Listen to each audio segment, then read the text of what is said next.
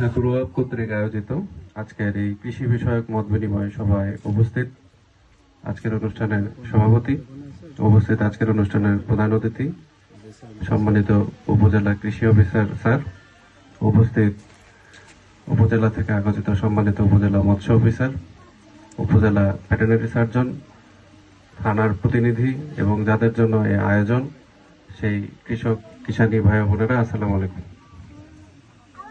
এখানে আজকের কর্মশালার মধ্যে লেখা আছে কৃষি বিনিয়োগ। মানুষ তো টাকা বিনিয়োগ করে, এখন কৃষিতে বিনিয়োগ করে লাভবান হওয়ার উপায়টা কি? তাহলে কৃষিতে বিনিয়োগ করতে হবে আপনার শ্রম আর মেধা, আর এই সাথে কিছু কৌশলগত কার্যক্রম। যে কৌশলগত কার্যক্রমের সেবাটি কৃষি সম্প্রসারণ অধিদপ্তর দিয়ে আসছে, দিয়ে যাবে শুধুমাত্র আপনাদের সামাজিক, অর্থনৈতিক, গুণগত মান, টেকসই ও লাভজনক কৃষি যাতে হয় সেটার জন্য। এখন এই বিনিয়োগের জন্য আপনাদের জন্য আমাদের দরজা সবসময় খোলা থাকবে, খোলা আছে। এখন কৃষিতে বিনিয়োগ করে লাভবান হবেন কেমন?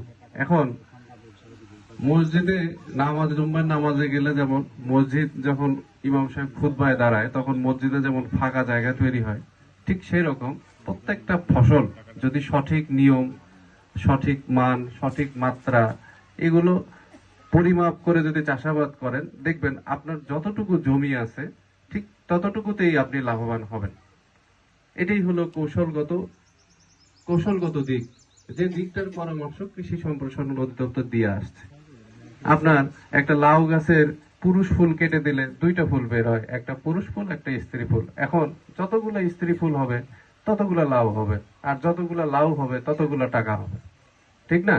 তাহলে এই সামান্য কিছু পরিবর্তন আপনার অর্থ সামাজিক উন্নয়নে বড় ধরনের ভূমিকা